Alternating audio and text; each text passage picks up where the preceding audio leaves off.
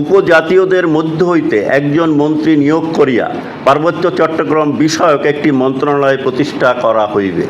এর চেয়ে আর স্পষ্ট কি থাকতে পারে? এখানে কোনো অ্যাম্বিগুইটি নাই যে এখানে আরেকজন কাউকেই নিয়োগ দেওয়া যাবে, প্রতিমন্ত্রী নিয়োগ দেওয়া যাবে, এগুলো কোনো অ্যাম্বিগুইটি নাই। আমরা এটুকু বুঝি পড়ে। এখন আপনি হয়তো এই ব্যাখ্যা কিভাবে, এটা হয়তো আমাদের সুপ্রিম কোর্টে যাইয়া এর ব্যাখ্যা নিতে হবে। দ্বিতীয়ত, আমরা তো বলি না 12 নম্বরের ব্যাপারে তো আমরা কিছু বলছি না। 12 নম্বরে 3 পার্বত্য জেলা হইতে সরকার কর্তৃক মনোনীত পার্বত্য জেলায় স্থায়ী আদিবাসী 3 জন উপজাতীয়, কোনো অসুবিধা নাই। এক করতে পারেন, তা তো করবেন। অপজাতি বলছি আমি আদিবাসী বলি নাই। আর এখানে আমরা আদিবাসী হিসাবে মনে করি বাংলাদেশে আদিবাসী আছে, এটা আমাদের অন্য। কিন্তু এই স্টেটমেন্টে আপনি নিজেই বলেছেন যে আদিবাসী কথাটা নাই, তো ঠিক আছে, অসুবিধা তো নাই। এখন কেউ কেউ আমরা আদিবাসী বলছি, কেউ কেউ উপজাতীয় বলছি, কিন্তু আমরা এই স্টেটমেন্টে কিন্তু আমরা এই চুক্তির অনুযায়ী যাচ্ছি। কিন্তু আমরা যে স্টেটমেন্টটা লিখিতভাবে দিয়েছি, আচ্ছা, কোনো বিভ্রান্ত নাই, এটা আদিবাসী। দ্বিতীয়ত হলো যে আপনি বলেছেন যে আমাদের সংবিধানে সমান অধিকারের কথা বলা আছে।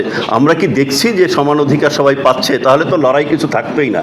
যে সমান অধিকার কি বাংলাদেশে প্রতিষ্ঠা পাচ্ছে? আমরা তো সেটা লক্ষ্য করছি না। তো আমার মনে হয় যে আপনার বক্তব্য এখানে স্পষ্টই আছে, এটার অ্যাম্বিগুইটি আমাদের দিক থেকে কোনো কিছু মনে হচ্ছে না।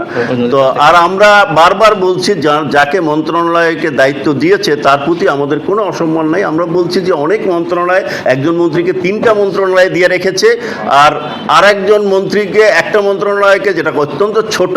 আমরা তো সমালোচনা করতে পারি, ভাই মুখটা বড় করেই এখন খুলবো। দেশে এত লড়াই সংগ্রাম হয়েছে মুখটা বন্ধ করার জন্য না। আমরা তো ফ্রিডম অফ স্পিচই তো আমাদের ডেমোক্রেটিক মূল কথা।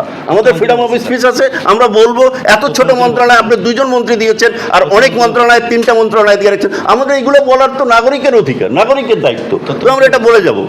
তো এটা অন্য অনেক বড় বড় মন্ত্রণালয় আছে, সেখানে দিয়ে দিন। তো কাজেই আমাদের ব্যাপারে শোনেন, it is a right two freedom. আমরা যদি এখন স্টার্ট না করি, 91 থেকে আমরা একটা বাজে অবস্থার মধ্যে এই দেশ দিয়েছে, এখন একটা সুযোগ পেয়েছি, আমরা এই দেশকে করতে চাই। আমরা নাগরিক হিসাবে এই কথা বলে যাব, স্পষ্টভাবেই বলে যাব, এখানে কোনো সমালোচনা